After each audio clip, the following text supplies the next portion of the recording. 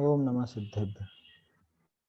मंगलमय मंगल करण वीतराग विज्ञान नमो ताहि जाते भय अरहंतादि महान।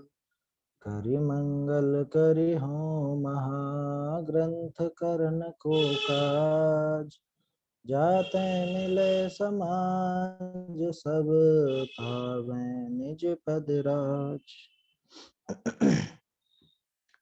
ये ग्रंथराज मोक्षणा प्रकाशक पर अपनी चर्चा चल रही है। सम्यक ज्ञान का अन्यथा रूप ये अपने को देखना है। असल में जैसे सम्यक दर्शन का अन्यथा रूप दिमाग में बैठा हुआ था और उस चक्कर में सच्चे देव शास्त्र गुरु और जो 7 तत्व हैं उनके संबंध में भी विपरीतता दिमाग में बनी रहती है।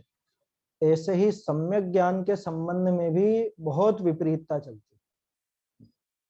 कुछ क्रिया करके, कुछ थोड़ा अभ्यास करके, शास्त्रों को पढ़ करके वो सोचते हैं कि हम तो सम्यक ज्ञान का अभ्यास कर रहे हैं, सम्यक ज्ञान कर रहे हैं। शास्त्रों में इसी का नाम सम्यक ज्ञान लिखा है। शास्त्रों में लिखा है कि शास्त्रों का अभ्यास करने से सम्यक ज्ञान होता है, इसलिए हम इनका अभ्यास करते हैं। तो सम्यक ज्ञान क्या चीज है, कैसा होता है, कब होता है, ये सारी बात समझे नहीं और कोरा अभ्यास करता रहता है। उसके प्रयोजन पर तो दृष्टि नहीं है कि शास्त्राभ्यास का प्रयोजन क्या था। वो प्रयोजन तो एक तरफ रह गया, बस मुझको तो अभ्यास करना है, अभ्यास करना है, अभ्यास करना है। तो इतने मात्र से सम्यक ज्ञान होता नहीं है, विपरीतता बनी रहती है। 2 पैराग्राफ अपन ने देखे थे, इसमें भी एक बात आई थी, तथा शास्त्राभ्यास में भी कितने ही तो व्याकरण, न्याय, काव्य आदि शास्त्रों का अभ्यास करते हैं, लेकिन ये सारे साधन तो लोक में पंडिताई प्रकट करने के हैं क्या? इनमें से आत्महित का निरूपण तो होता नहीं है। तो क्या नहीं करें क्या? कि नहीं, बता दिया ना कि भाई कितना करना, कि जितनी अपनी बुद्धि हो और समय हो। ये 2 बात अपन ने की थी, बुद्धि और समय देख लेना। अपनी बुद्धि हो और समय हो तो थोड़ा बहुत इनका अभ्यास करके, थोड़ा बहुत कितना, कि जितने से अपने को अपने शास्त्रों का अर्थ समझ में आने लग जाए, इतना पर्याप्त है। उससे ज्यादा की वास्तव में आवश्यकता नहीं है। फिर पश्चात आत्महित के साधक शास्त्रों का अभ्यास करना चाहिए। और अगर बुद्धि और समय नहीं है तो फिर तो सीधे आत्महित के साधक जो सुगम शास्त्र हैं उन्हीं का अभ्यास करता रहे। ऐसा न करे कि इधर तो समय नहीं है, बुद्धि नहीं है, और सारा समय और बुद्धि अपन ने व्याकरण, न्याय, छंद, अलंकार आदि शास्त्रों में ही लगा दिया, संस्कृत आदि, प्राकृत आदि सीखने में ही लगा दिया, और आयु पूरी हो गई तो फिर कुछ भी कार्यकारी नहीं रह जाता। अभी लगभग 1 पेज तक ये बात चलेगी संस्कृत, व्याकरण, न्याय आदि के संबंध में, क्योंकि देखो टोडरमल जी इस विषय में बहुत संतुलित विचार रखते थे। उन्होंने प्रेरणा भी दी है, उन्होंने न्याय, व्याकरण, संस्कृत, छंद, अलंकार आदि सीखने की भी प्रेरणा दी है। सिर्फ यहीं पे ही नहीं, सम्यक ज्ञान चंद्रिका की जो पीठिका है वहां पर भी प्रेरणा दी है, और यहाँ भी प्रेरणा दी है। यहाँ अपन देखेंगे अलग अलग पेज पर भी इसके बारे में कुछ लिखा है। पहले अपन ये प्रकरण पढ़ लेते हैं, यहाँ पे क्या दिया है उस अनुसार फिर दूसरे पेजों पर देखेंगे। जैसे एक 201 पेज के बारे में तो आया ही था, उस दिन चर्चा हुई थी अपनी परसों, है ना। तो वहां पे भी थोड़ा सा लिखा कि भाई इनसे अपना काम सधे उतना अभ्यास कर लेना, इस तरह की बात वहां पर आई थी।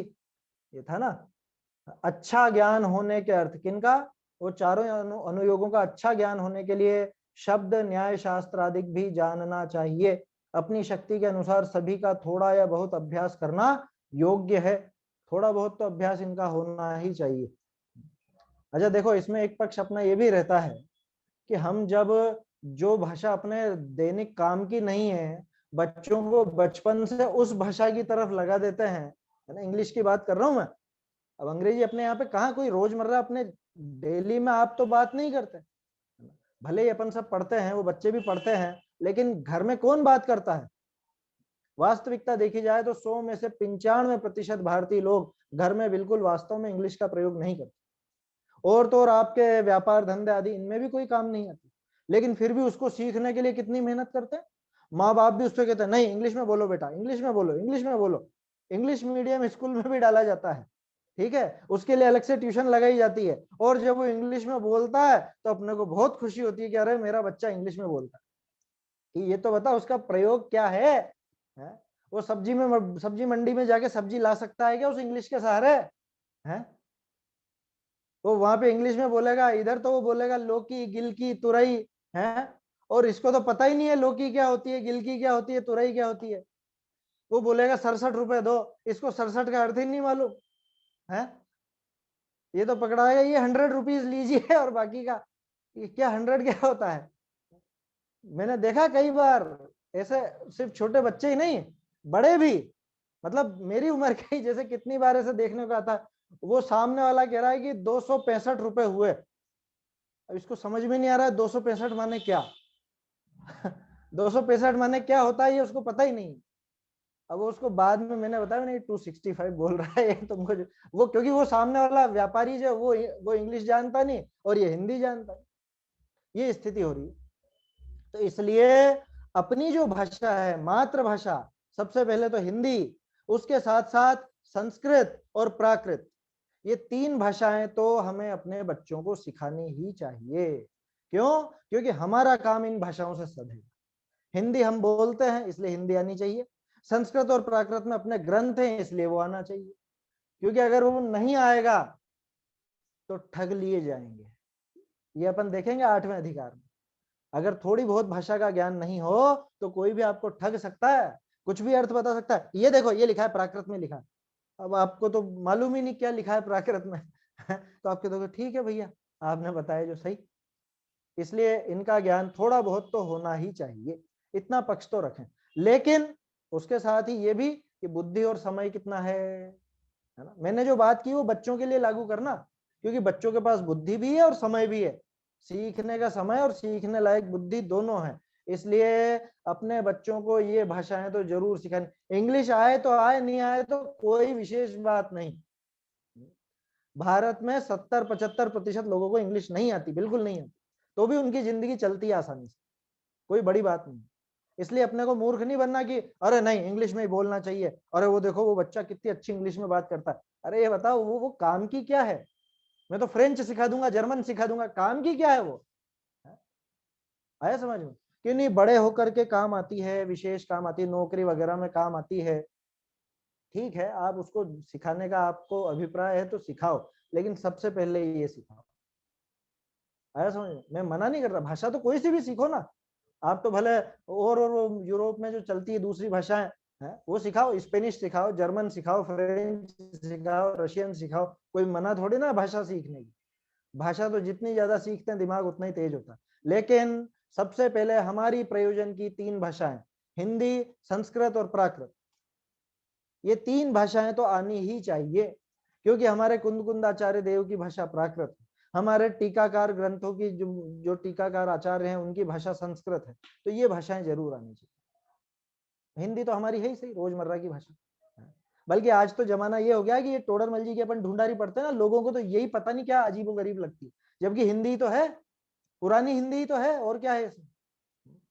मुझे थोड़ा सा इसका भी आग्रह रहता है, इसीलिए ये मूल ढूंढारी से अपन ने पढ़ना प्रारंभ किया कि अरे अपने को अपनी भाषा, अपने विद्वानों की भाषा तो आए कम से कम समझ में। कि इतने पंगु हो गए हम, इतने बुद्धिहीन तो नहीं हो गए अभी कि हमारे विद्वानों की भाषा ही नहीं समझ सकते।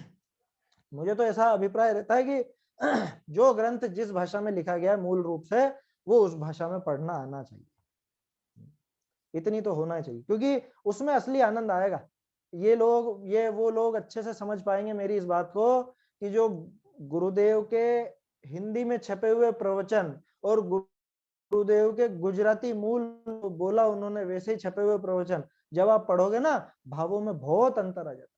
खुद गुरुदेव कहा करते थे हिंदी में वो बात नहीं आती, क्योंकि वो बना करके बोलनी पड़ती थी उनको, उनकी मूल भाषा गुजराती थी। वो खुद कहते थे हिंदी में बोलते थे लेकिन वैसी बात नहीं आ पाती, वो फ्लो नहीं बन पाता उनका। तो किसी भी ग्रंथ का अगर मूल में आपको मजा लेना है ना, तो उसको उसकी मूल भाषा में देखना चाहिए। खैर ठीक है, समय और बुद्धि उसमें सबसे पहली प्राथमिकता है।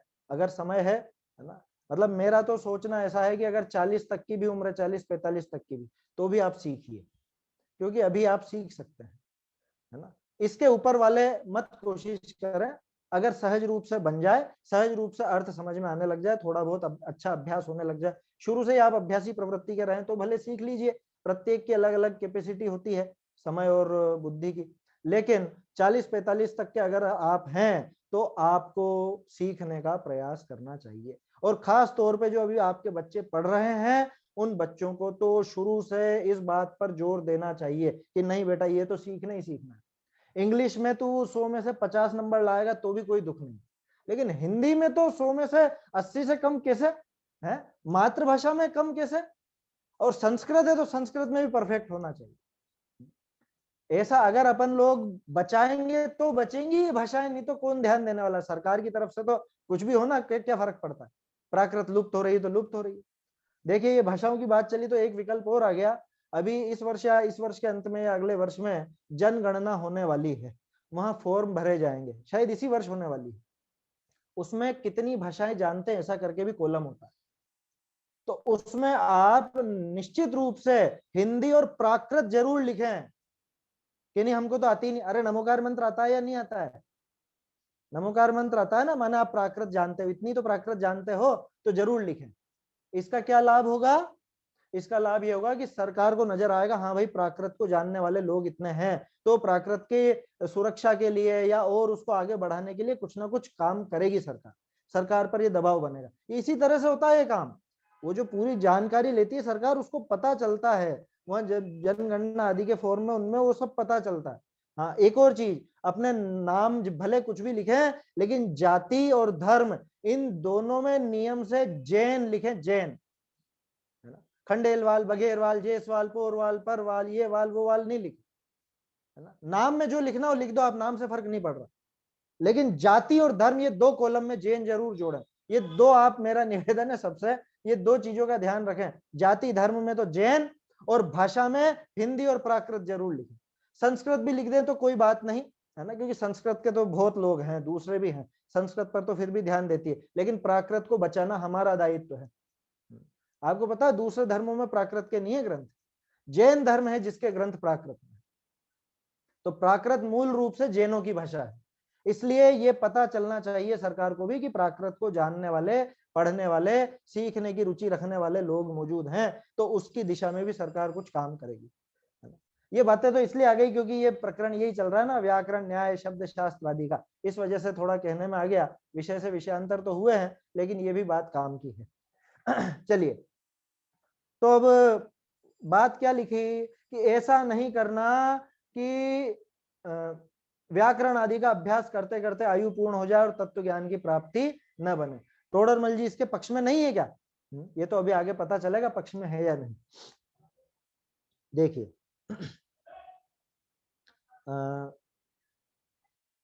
ऐसा है ना,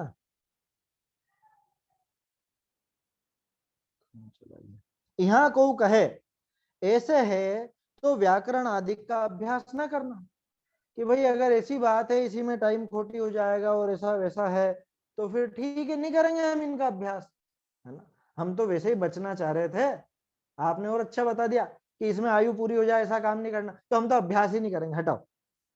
क्या कह रहे हैं, ताको कहिए है तिनका अभ्यास बिना महान ग्रंथनि का अर्थ खुले नहीं, ताते तिनका भी अभ्यास करना योग्य है। क्या, ये शब्द शास्त्र, व्याकरण, न्याय, है ना, ये काव्य वगैरह, इनका अगर अभ्यास नहीं हो तो आप उनका अर्थ नहीं समझ सकते। और जैसा थोड़ी देर पहले मैंने कहा, कोई भी ठग जाएगा, क्या, क्योंकि आपको तो वो मूल में वो भाषा ही नहीं आती, आपको व्याकरण के नियम ही मालूम नहीं है, आपको न्याय मालूम नहीं है, तो अब मान लो मैं कह दूं कि नहीं नहीं इसका तो अर्थ ऐसा होता है, तो आप तो मानोगे, फिर क्या करोगे, आपके हाथ में क्या है। इसलिए अगर इनका अभ्यास हो तो जो कुछ अपने मूल ग्रंथ हैं, जो बड़े ग्रंथ हैं, उनका अर्थ नहीं खुल पाएगा अगर इनका अभ्यास नहीं होगा तो, और अभ्यास होगा तो अपन उनका अर्थ बहुत अच्छे से समझ पाएंगे। आज जो थोड़ी बहुत संस्कृत जानते हैं ना, उनसे पूछो अमृत चंद्राचार्य की टीका पढ़ के कितना मजा आता, क्या गजब का आनंद आता है, और कैसी कैसी बातें उसमें से निकलती है। जयसेनाचार्य की टीका में कैसा आनंद आता है, अमृत चंद्राचार्य की टीका में कैसा आनंद आता है। या देवनंदी आचार्य की जो सर्वार्थ सिद्धि टीका है वो कितनी महान है, ये आपको वो ही बता सकेगा, या उसी को अनुभव होगा जिसको संस्कृत, व्याकरण, न्याय आदि का थोड़ा बहुत अभ्यास जरूर। ज्यादा नहीं कह रहे टोडरमल जी आपसे, आपसे ये नहीं कह रहे आप कोर्स करो और एमए पीएचडी वगैरह कुछ डिग्री करो, इतना सीख लो कि जिससे अर्थ समझ में आने लगे, इतना तो अवश्य सीख लेना, है ना। और ये चीज भी उनसे है कि जिनके पास समय और बुद्धि दोनों। समय नहीं हो तो आप मत लगना, आप वो कोशिश मत करना। प्रामाणिक लोगों की जो सरल सुगम भाषा, टोडरमल जी से ज्यादा प्रामाणिक और कौन है, और टोडरमल जी ने लगभग सभी का अर्थ स्पष्ट कर दिया, तो वो उसका अभ्यास कर लेना जिनके पास समय नहीं। अब फिर वापस से प्रश्न, है ना, जवाब बिल्कुल सीधा था ना ये तो, कि भाई अगर इनका अभ्यास नहीं करोगे तो क्या नुकसान होगा, ये बता दिया टोडरमल जी ने। बात बिल्कुल सीधी है लेकिन बहुत महत्वपूर्ण है। एक लाइन में कितनी बड़ी बात कह दी उन्होंने, कि मूल ग्रंथों का, महान ग्रंथों का, महान ग्रंथ लिखा, मूल भी नहीं लिखा, कि जो महान ग्रंथ हैं उनका अर्थ नहीं खुलेगा अगर आप ये नहीं सीखोगे। बहुरी यहाँ प्रश्न कि महान ग्रंथ ऐसे क्यों किए जिनका अर्थ व्याकरण आदि बिना न खुले, भाषा करी सुगम रूप हितोपदेश क्यों ना लिखा। अब ये लो, ये भी बढ़िया तर्क। क्या कह रहा है सामने वाला कि साहब वो उन आचार्यों ने जो महान ग्रंथ बनाए, वो तो अच्छी बात है, महान ग्रंथ बनाए, थोड़ा सोच लेते हमारे बारे में भी, कि लोग बाग नहीं रहेंगे ऐसे पढ़ने वाले सीखने वाले हैं, तो थोड़ा बहुत सरल ही बना देते ना, हमारी देश भाषा में बना देते। देखो पहले इसका जवाब पढ़ते हैं फिर और चर्चा करते हैं। सुगम हितोपदेश क्यों ना लिखा, उनके किछु प्रयोजन तो था नहीं, उनको कोई भाषा का ऐसा वो थोड़ी ना था, जैसे साउथ में चलता है, वो तमिल वाले हिंदी वालों को ऐसे हे दृष्टि से देखते हैं, या गुजराती वाले हिंदी वालों को हे दृष्टि से देखते हैं, उनको कोई भाषा का पक्षपात तो था नहीं, आचार्यों को सरल सरल भाषा में बना देते हैं कि नहीं हम तो तमिल में ही लिखेंगे, हम तो कन्नड़ में ही लिखेंगे, हम तो तेलुगु में लिखेंगे, या हम तो संस्कृत में या प्राकृत में व्याकरण ऐसे ही लिखेंगे। ताका समाधान, भाषा विषय भी प्राकृत संस्कृत आदि के ही शब्द हैं, परंतु अपभ्रंश लिए हैं। क्या बहुरी, देश देश विषय अन्य अन्य प्रकार है, सो महंत पुरुष शास्त्रनी विषय अपभ्रंश शब्द कैसे लिखे। वाह बालक तोतला बोले तो बड़े तो ना बोले। बहुरी, एक देश की भाषा रूप शास्त्र दूसरे देश विषय जाए तो तहां का अर्थ कैसे भाषे। ताते प्राकृत संस्कृत आदि शुद्ध शब्द रूप ग्रंथ जोड़े। बहुरी हाँ ठीक है, ये हो गया ना पैराग्राफ, पहले इसके बारे में ही बात करते हैं।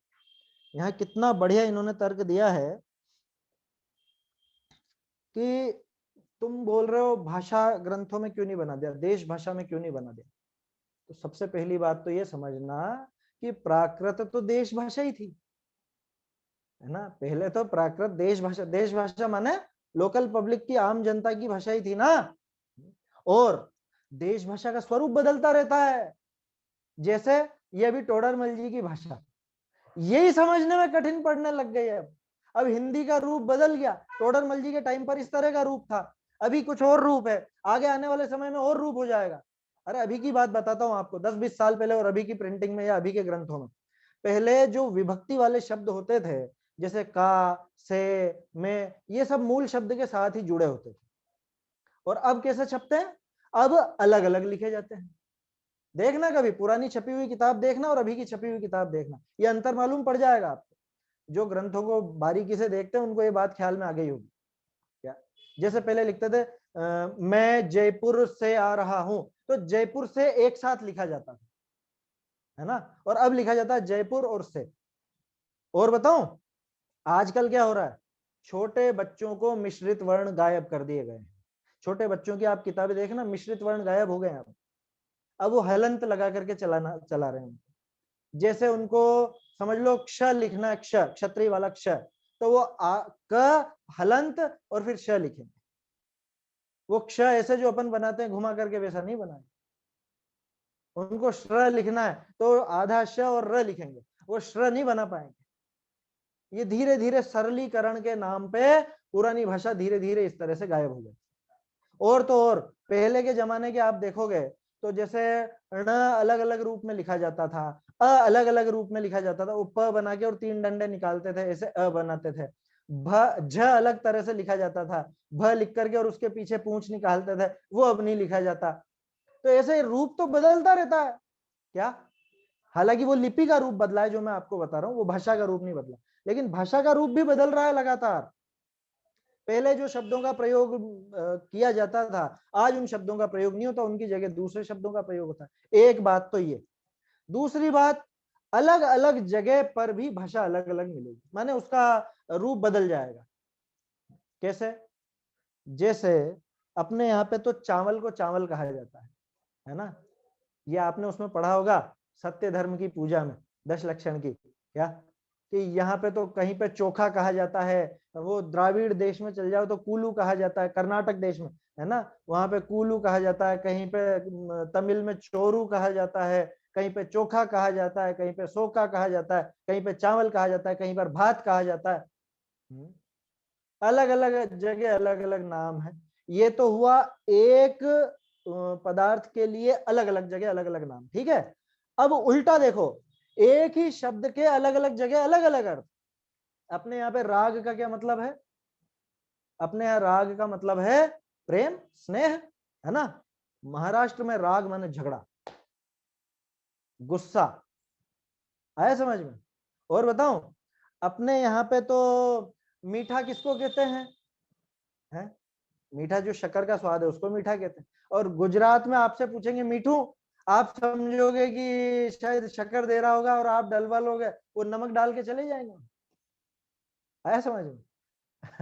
इतना अंतर पड़ता है या नहीं? तो अब सोचो कि अगर देश भाषा में, यानी जो लोकल भाषा है उसमें अगर ग्रंथों की रचना होती तो कितना अंतर पड़ जाता।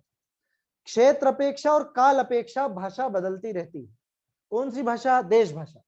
देश भाषा का रूप क्षेत्र अपेक्षा बदल जाता है ना। अपने यहाँ तो कहावत है, कोस कोस पर बदले पानी, 4 कोस पर वानी, है ना, सुना होगा आपने कि हर कोस पर पानी बदल जाता है और 4 कोस पर वाणी बदल जाती है, भाषा बदल जाती है। होता है। राजस्थानी का कोई एक रूप नहीं है। हमारे यहाँ के देखोगे तो अलग तरह की राजस्थानी है, कोटा साइड अलग है, जयपुर साइड अलग है, वो मारवाड़ साइड अलग है, जोधपुर और वो क्या बोलते हैं जैसलमेर और उस साइड की तो हमको ही समझ में नहीं आती है, सारी की सारी राजस्थानी। ऐसे ही वहां गुजरात में चले जाओगे तो वो सौराष्ट्र साइड अलग चलती है, कच्छ साइड अलग चलती है। महाराष्ट्र में 3-4 तरह की महाराष्ट्री दिख जाएगी। तो बहुत फर्क पड़ जाता है। इसलिए महंत पुरुष ऐसी भाषा को चुनते हैं कि जिसका रूप ना बदले, न काल से उसका रूप बदले, न क्षेत्र से उसका रूप बदले, तभी जाकर के तो अपन उसके वाच्यार्थ पे पहुंच पाएंगे। समझ में आ रही है बात? अगर मान लो अमृत चंद्राचार्य उनके जमाने की भाषा में कुछ लिखते तो आज हम पता नहीं उसका क्या अर्थ निकालते, लेकिन उन्होंने एक फिक्स भाषा का प्रयोग किया, संस्कृत का प्रयोग किया, तो उस संस्कृत का, उन शब्दों का अर्थ उस जमाने में भी वही था और आज भी वही है। क्यों? क्योंकि वो व्याकरण से बंधे हुए हैं। और जो देश भाषा होती है, अपनी लोकल भाषा होती है, ये व्याकरण से बंधी हुई नहीं होती, इसके रूप बदलते जाते हैं। आया समझ में? संस्कृत, प्राकृत, जिनकी जिन भाषाओं की व्याकरण है वो बंध करके चलती है, और जिन भाषाओं की व्याकरण नहीं होती उनके रूप बदल जाते हैं। इसलिए महान आचार्य या महान लोग जो अपनी बात को आगे तक लंबे समय तक पहुंचाना चाहते हैं तो वो ऐसी भाषा का प्रयोग करेंगे कि जिसका रूप नहीं बदले। देखो इसी से एक बात और ख्याल में आ गई, तीर्थंकरों के जो चिन्ह होते हैं, चिन्ह, प्रतिमाओं पर चिन्ह क्यों लगाए जाते हैं? नाम लिख देते ना सीधे सीधे कि आदिनाथ जी, अजित नाथ जी, संभवनाथ जी, ऐसा नाम क्यों नहीं लिख दिया? कि वो साउथ का व्यक्ति यहाँ आकर के कुछ नहीं पढ़ पाएगा क्या है कौन है, लेकिन चिन्ह तो सभी जगह वो के वही रहेंगे ना। समझ में आ रही है बात? शेर है तो शेर ही दिखेगा, वो भी समझ जाएगा कि महावीर स्वामी है। बेल दिखेगा तो वो समझ जाएगा आदिनाथ जी। हम वहां जाएंगे तो हम वहां की प्रतिमाएं समझ जाएंगे, वो यहाँ आएंगे तो वो हमारे यहाँ की प्रतिमाओं को समझ जाएंगे कि कौन से भगवान की प्रतिमा है। समझ में आ रहा है? भाषा बदल जाएगी लेकिन वो चिन्ह तो नहीं बदलेंगे। ठीक उसी तरह से जो व्याकरण से बंधी हुई भाषा है, जिनका संस्कार किया जा चुका है, ऐसी संस्कृत भाषा, संस्कृत का नाम संस्कृत क्यों है? कि जो व्याकरण से संस्कारित है, जिसका रूप नहीं बदलेगा, जो वैसी की वैसी रहेगी चाहे किसी क्षेत्र में चला जाए। अरे कोई व्यक्ति जर्मनी में बैठ करके भी संस्कृत सीखेगा ना, तो उसकी संस्कृत और भारत वाले की संस्कृत में कोई अंतर नहीं आए। और कोई 1000 साल पहले संस्कृत सीखा हो और आज संस्कृत सीख रहा हो तो उसकी संस्कृत में कोई अंतर नहीं आएगा। यही स्थिति प्राकृत की भी समझ। तो संस्कृत और प्राकृत ये दोनों एक व्याकरण से निबद्ध भाषाएं हैं, है ना। प्राकृत में हालांकि थोड़े बहुत रूप बदलते हैं लेकिन वो इतने ज्यादा नहीं बदलते जैसे अपने भाषाओं के बदल जाते, उनके अर्थ का अनर्थ नहीं निकलता। आया समझ में। संस्कृत में तो आत्मा शब्द है तो वो आत्मा के लिए ही प्रयोग में आएगा, आत्मा ही रहेगा। प्राकृत में आदा, अत्ता, अप्पा तीनों रूप मिल जाते हैं लेकिन अर्थ वो ही रहेगा। और अपने यहाँ हिंदी में तो पता नहीं क्या क्या अर्थ हो जाए, कोई दूसरा पता नहीं क्या समझ लेगा उसको, है ना। किसी और जगह पे चले जाओगे तो पता नहीं क्या समझ लेगा। तो ऐसा यहाँ पर समझना चाहिए। तो क्या कहा सबसे पहले तो कि तुम देश भाषा का पक्ष ले रहे हो, तो देश भाषा बनी किससे है? ये भी डेवलप तो आखिरकार संस्कृत आदि का ही तो अपभ्रंश है। ये जो आज हम शब्दों का प्रयोग करते हैं वो सब कहाँ से आए? वो सब अपने यहाँ पर जो जो भाषाएं आती गई उन्हीं से आए हैं। कुछ शब्द संस्कृत के हैं, कुछ शब्द प्राकृत के हैं, कुछ शब्द फारसी आदि के हैं, क्योंकि वो भाषाएं प्रचलन में रही, है ना। उन सबसे मिलकर के तो ये आज की वर्तमान की हिंदी बनी है, कोई अलग से तो नहीं बन गई। तो भाषा विषय भी प्राकृत संस्कृत आदि कई शब्द हैं परंतु अपभ्रंश लिए है। और देश देश विषय अन्य अन्य प्रकार है, देश देश में भी और काल काल में भी, है ना। काल सापेक्ष और देश सापेक्ष, क्षेत्र सापेक्ष, ये दोनों तरीके से भाषा बदल जाती। सो महंत पुरुष शास्त्र ने विषय अपभ्रंश शब्द कैसे लिखे हैं? महान लोग तो हल्की भाषा का प्रयोग नहीं करेंगे ना। बालक तो तोतला बोले, कितना सीधा सा उदाहरण दिया है, तो बड़े तो नहीं बोलेंगे, वो तो उन्हीं की भाषा में बोलेंगे ना। जैसे मान लो किसी को बच्चा हुआ, अब वो बच्चा तोतला बोलता है और उसके परिवारजन भी तोतला ही बोलने लगे उससे, तो क्या होगा? कभी वो सही बोल पाएगा? है?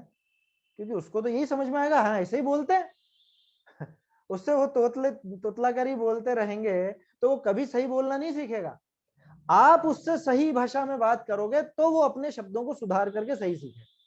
तो बालक तो तोतला बोल सकता है, क्यों कि बालक की बुद्धि कम है, अभी कम सीखा है और बातें हैं, छोटा है ना।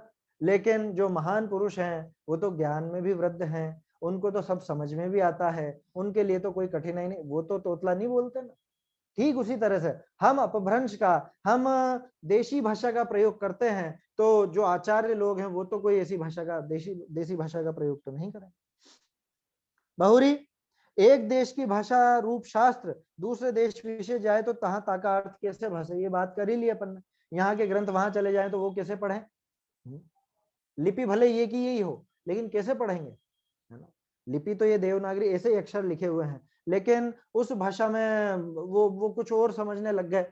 जैसे आपने तो कह दिया कि राग नहीं करना, अब महाराष्ट्र वाला तो ये सोचेगा कि झगड़ा नहीं करना है। आपने आपके यहाँ से लिख करके भेज दिया कि इस वस्तु में इतना मीठा डलेगा, क्या हलवे में इतना मीठा डालना है, और गुजरात में चिट्ठी भेजी आपने, क्या डालेगा वो है? ये वो तो नमक नमक डाल देगा, हलवे को सारा खारा कर देगा। आया समझ में।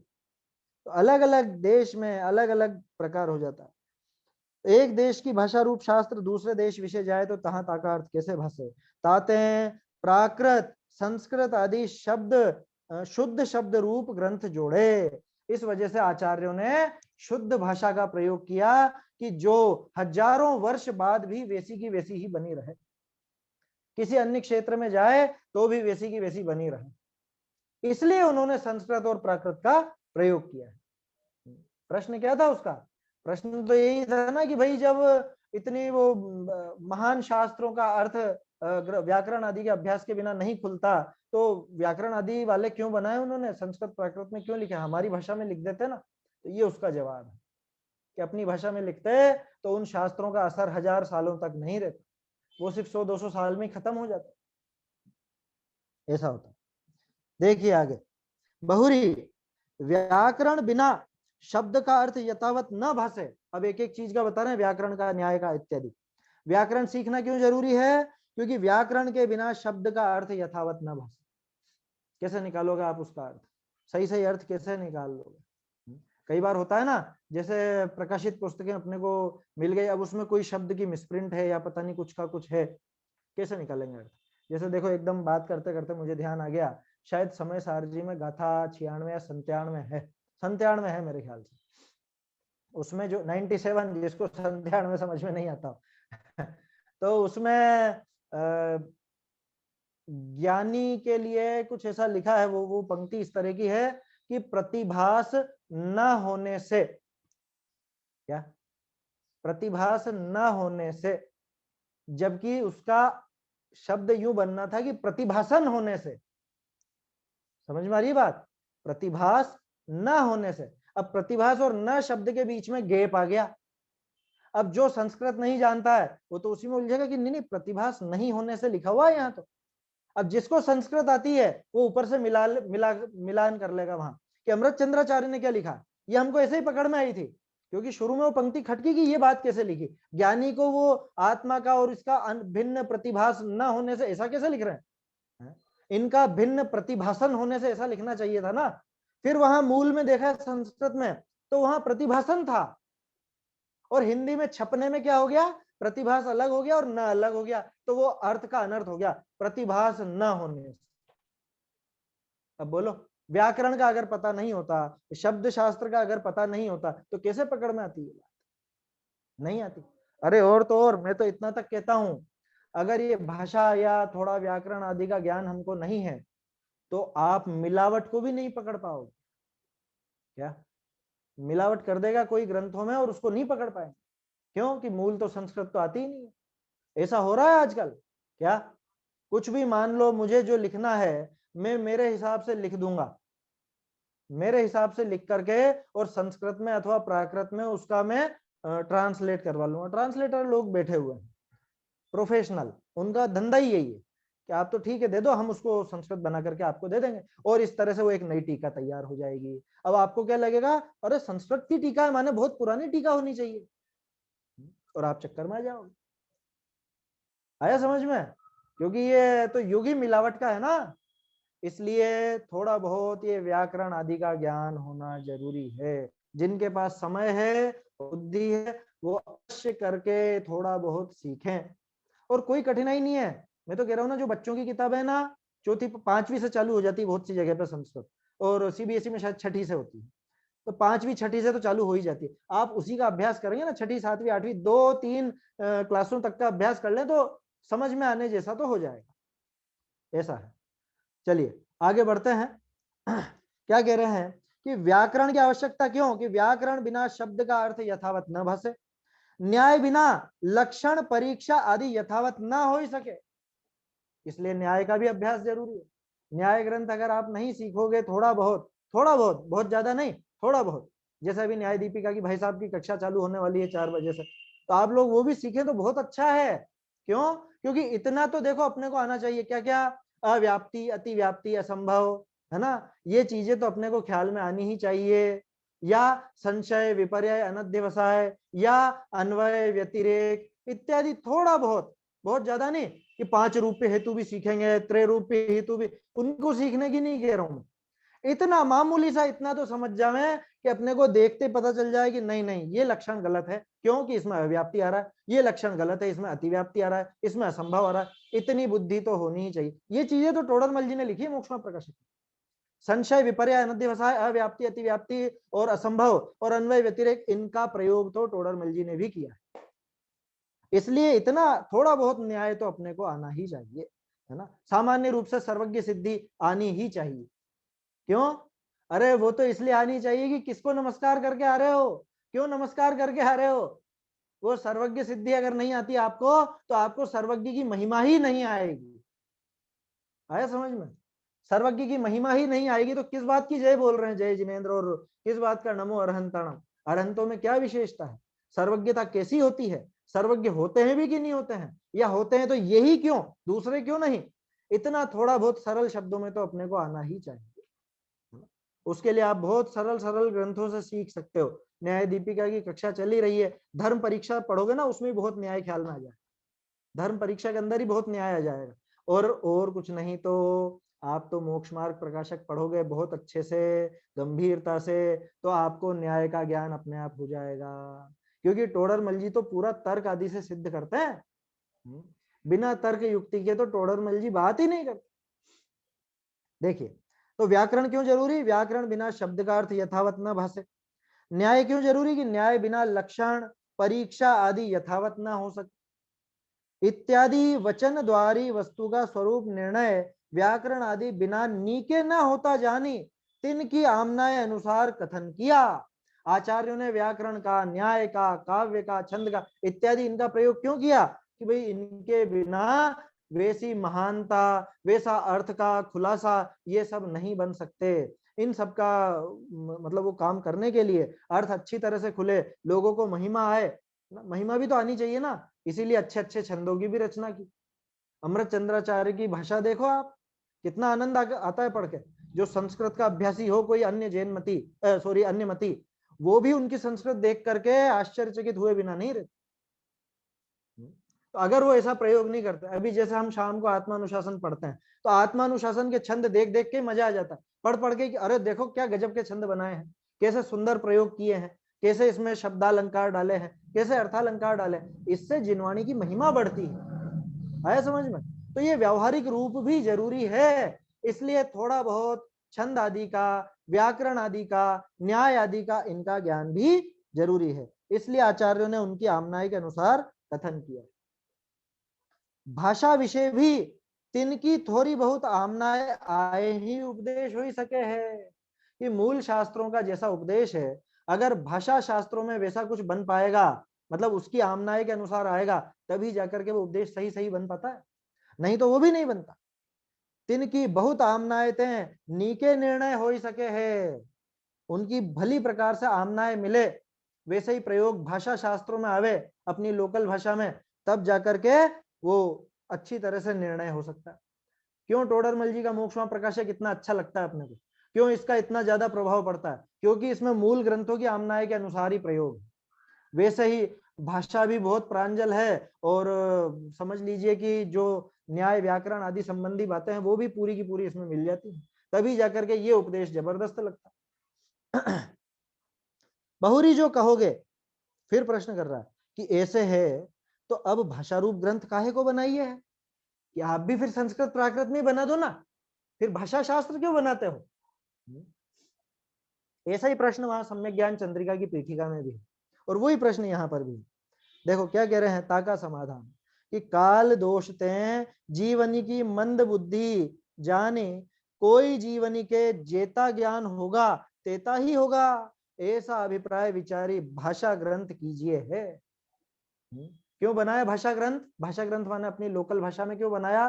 कि भाई अब क्या करें, सब तो संस्कृत वगैरह नहीं जानते ना, तो अब जीव बहुत मंद बुद्धि हो गए हैं, संस्कृत सीखने की रुचि नहीं है, आती नहीं है ना, व्याकरण समझने की इच्छा नहीं है ना, आती है, तो क्या करें, अब इनको थोड़ा बहुत तो समझ में आए, ऐसा कुछ तो लिखे, तो इसलिए हम भाषा ग्रंथ बनाते हैं कि ये बड़े ग्रंथ नहीं पढ़ सकते, तो कम से कम उनकी जो व्याख्या हमने की है वो ही पढ़ करके सीख लेंगे, सरल सरल भाषा में जो बन पाएगा वैसा ही सीख लेंगे।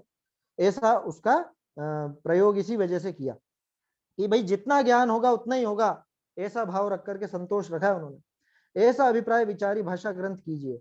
सो जे जीव व्याकरण आदि का अभ्यास न करी सके, तिनको ऐसे ग्रंथनी करी ही अभ्यास करना। क्या ये पंक्ति बहुत जोरदार है? क्या, फिर से कहता हूं, जो जीव व्याकरण आदि का अभ्यास न कर सके, जो अपन ने शुरू में बात की थी, जिसके पास समय और बुद्धि है ना, ये दोनों चीजें अपनी परख लेना उस हिसाब से, जो जीव व्याकरण, संस्कृत या न्याय आदि का इनका अभ्यास न कर सके, उनको ऐसे ग्रंथों का ही अभ्यास करना। बहुरी जे जीव शब्दनी का नाना युक्ति लिए अर्थ करने को ही, ये बात अभी छोड़ते हैं, पहले उस पंक्ति पर आते हैं। क्या लिखा था कि भाई जो अभ्यास नहीं कर सके मूल ग्रंथों का, तो वो इन भाषा ग्रंथों का ही अभ्यास कर लेना। मैं इस पंक्ति पे क्यों जोर दे रहा हूं बार बार? मैं इसलिए जोर दे रहा हूं कि ऐसा अभिप्राय मत रखना कि नहीं हमको तो संस्कृत वाले ही पाठ पढ़ना है, हमको तो संस्कृत का ही भक्तामर पढ़ना है। कि तुझे संस्कृत बोलना आता नहीं, तुझे उस संस्कृत के शब्द का अर्थ मालूम नहीं, और तुझे वही वही कि नहीं संस्कृत का पाठ, संस्कृत का पाठ, तू पहले सीख, उसका अर्थ जान, उसके बाद उसका पाठ करना। और नहीं तो कि नहीं तो हिंदी सीख, मतलब हिंदी वाला पढ़ ले। कि नहीं नहीं संस्कृत की बात विशेष है, कैसी विशेष है ये बताओ? ये अभिप्राय तो टटोले अपन कि उसके मन में कौन सा चोर छिपा बैठा है। ज्यादातर के दिमाग में ये रहता है कि संस्कृत का पाठ करने से विशेष पुण्य बंधेगा, इसका विशेष फल मिलेगा। आप हिंदी अनुवाद बोलोगे ना तो उसका अनुवाद, उसका विशेष फल नहीं मिलेगा। ऐसा सोचते हैं बहुत से लोग, तो भ्रम में है जो ऐसा सोचते हैं। उल्टा है, जबकि उल्टा क्यों है? उल्टा कि आप वो संस्कृत का पढ़ रहे हो और आपको वो बोलनी नहीं आती, या आपको उसका अर्थ ख्याल में नहीं आता। बोलना तो जैसे तैसे सीख गए टेप रिकॉर्डर की नकल कर करके, लेकिन अगर अर्थ ख्याल में नहीं आता तो उसका क्या फल लगेगा, उसमें क्या पुण्य बंधेगा? मुझे अर्थ तो मालूम ही नहीं और बोले जा रहा हूं मैं तो कुछ। और मैं हिंदी में ही बोलूं लेकिन सोच समझ कर बोलूं, एक एक पंक्ति का मुझको भाव ख्याल में आए और मैं उसको बहुत अच्छे से समझूं, भाव भी अच्छे बने, तो वहां विशेष पुण्य बनेगा। ऐसा ही है ना, गंभीरता से विचार कीजिएगा, क्योंकि आज के जमाने में बहुत देखने में आता है कि नहीं संस्कृत वाला पढ़ो, संस्कृत वाला पूजा पीठिका कौन सी पढ़नी, कि संस्कृत वाली पढ़ो अपन। तो संस्कृत वाली पूजा पीठिका का अर्थ भी मालूम है क्या? देखो मैं मना नहीं कर रहा हूं, मैं स्वयं संस्कृत का ही पढ़ता हूं, लेकिन मैं ये कह रहा हूं, मैं क्या कह रहा हूं, टोडरमल जी कह रहे हैं कि अगर जिनको ये भाषा समझ में नहीं आती तो वो भाषा रूप ग्रंथ ही पढ़ो, उसी का अभ्यास कर लो। पहले तो अगर आपके पास समय और बुद्धि है तो उसको सीखने का उपाय करो, और अगर वो नहीं है, समय नहीं है आपके पास ज्यादा, तो आप उसको सीखने में दिमाग मत लगाओ। आप जो भाषा रूप सरल ग्रंथ है, जो सुगम शास्त्र हैं, उनका अभ्यास कर लो आसानी से। आया समझ में? ये इसमें मूल बात है। चलिए आगे देखते हैं। अब दूसरे तरह का जीव, सांसारिक प्रयोजन वाला। अभी तो है ना 2-4 मिनट अपने पास? हाँ 3 मिनट है, चलिए। हाँ, क्या कह रहे हैं? जे जीव शब्दादिक नाना युक्ति लिए अर्थ करने को ही व्याकरण अवगाह्य है। किस लिए? अपनी बुद्धिमत्ता दिखाने के लिए। लोग बाग मेरा नाम जानेंगे, मैं फड़फड़ाती संस्कृत बोलूंगा तो लोगों को लगेगा अरे क्या क्या पंडित है, क्या विद्वान है, गजब के ऐसी पंक्तियां जीवान पे बैठी रहती हैं, संस्कृत के छंद इनके जीवान पर बैठे रहते हैं। अगर इसलिए उनको व्याकरण आदि का अवगाहन करता है, वाद आदि करी महंत होने को न्याय अवगाह है। व्याकरण क्यों सीखा? कि लोगों पर अपना रोब झाड़ने के लिए। न्याय क्यों सीखा? तर्क वितर्क करके और लोगों को मतलब जीतने के लिए। तो रत्नाकर पंचविंशति का है ना, उसमें आता है संसार ठगने के लिए वैराग्य को धारण किया है, और झगड़ा कराने के लिए मम जीभ पर विद्या बसी। मैं वो 2 लाइनों को मिला करके बोलता हूँ, संसार ठगने के लिए मम जीभ पर विद्या बसी, निर्लज्ज हो कब तक उड़ाऊं हे प्रभु अपनी हंसी। ऐसा काम नहीं करना। मैंने विद्या क्यों सीखी? अरे मैं सबके सामने बोलूंगा ना फिर इस तरह से, हैं, बोलना सीख गया या ऐसा अर्थ निकालना सीख गया तो सब फिर मेरा रोब मानेंगे। या अभी देखो इनकी बात में कमी निकाल के बताता हूँ। न्याय क्यों सीखा? कि दूसरे को वो तर्क वितर्क करके उल्टी सीधी कुयुक्ति लगा के कुतर्क करके और वो बात गलत सिद्ध करने के लिए। अगर ऐसा करता है इत्यादि लौकिक प्रयोजन लिए इनका अभ्यास करे है, ते धर्मात्मा नहीं। बोलो, जैन शास्त्रों का अभ्यास करता है ऐसी युक्ति लगा करके, ऐसी ऐसे अभिप्राय पूर्वक करता है, तो वह भी धर्मात्मा नहीं। जैन शास्त्रों का अभ्यास करने वाला भी धर्मात्मा नहीं? कि हाँ बिल्कुल नहीं। क्यों? क्योंकि उसका प्रयोजन पूरी तरह लौकिक है। उसका प्रयोजन या तो पैसा कमाने का, या रोब झाड़ने का, या दूसरे की बात नीची करने का, उसके बात काटने का, ऐसा कुछ प्रयोजन है तो समझ लेना कि वो ठग है, उसने खुद को ठगा है। क्योंकि जैन शास्त्र तो खुद की मुक्ति के, खुद की सुख के लिए कारण थे, उसने उसको ये जरा सा क्या कहें अब, थोड़े से स्टटपूंजी काम में उसको लगाए। देखिए हो गया क्या समय? भाई साहब आ गए क्या? अभी नहीं आए हैं, चलिए 1 मिनट और देख लेते हैं अपन। कौन है धर्मात्मा फिर?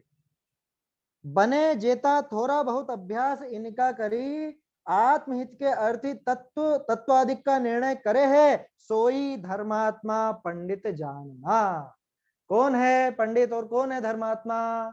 कि वास्तव में धर्मात्मा वही है कि जो संस्कृत आदि सीखे तो सही, लेकिन किस लिए? कि मुझे इन मूल ग्रंथों का अभ्यास करना है, इनका आशय समझना है, तो मुझको वो अभ्यास, उसके लिए मैं ये व्याकरण सीखता हूँ। मुझे अच्छे से ये युक्तियां समझनी है, अच्छे से तर्क आदि समझने, परीक्षा अच्छे से करनी है, इसलिए मैं न्याय सीखता हूं। तो वो व्यक्ति धर्मात्मा है। और अगर कोई दूसरे को नीचा दिखाने के लिए या रुपए पैसे कमाने के लिए या अपना रोब झाड़ने के लिए इसलिए वो व्याकरण न्याय आदि सीखता है तो वो धर्मात्मा नहीं। आया समझ में? टोडरमल जी ने बिल्कुल संतुलित कर दिया। क्या करना अब, व्याकरण न्याय आदि सीखने या नहीं सीखने? कि सबसे पहले तो ये टटोलना कि बुद्धि और समय ये अपने पास है या नहीं। अगर है तो जरूर सीखना, लेकिन कितना सीखना कि जितने से अपना काम चल जाए, उसी में पागल मत हो जाना, उसी में सारा समय मत लगा देना कि इधर तो आयु पूरी हो गई और जिस काम के लिए सीखे थे वो काम ही अधूरा रह गया। आया समझ में? अब है ना, समय तो हो गया है अपना। मैं आपको 3 पेज नंबर बताता हूं जहां पर इससे संबंधित आपको प्रकरण मिल जाएगा, वहां से भी आप पढ़ सकते हैं। एक तो 201 पेज था ही सही, जो 2 पंक्तियां थी वहां पर। इसके अलावा पेज नंबर 288 और पेज नंबर 294, 294 है ना, 288 और 294, ये जिनको हिंदी नहीं आती उनके लिए। आगे से नहीं बोलूंगा, आगे से हिंदी सीखिएगा, ठीक है। 201, 288, 294 इन तीनों पेज पर भी इसी तरह का प्रकरण आपको मिल जाएगा। और सम्यक ज्ञान चंद्रिका की पीठिका में भी इस तरह का प्रकरण दिया हुआ है, वहां से आप और अच्छे से अभ्यास कर सकते हैं। अभी अपना समय हो गया, नहीं तो मैं वो पेज यहीं पर अपन चर्चा कर लेते, है ना। मेरे ख्याल से भाई साहब आ गए हैं शायद। जी भाई साहब आ गए हैं। हाँ चलिए, है ना, समाप्त करते हैं। निज निधि निज में बताई, यह अनंत उपकार है। इसके लिए जिन वाणी माँ को वंदना शत बार है, वंदना शत बार है।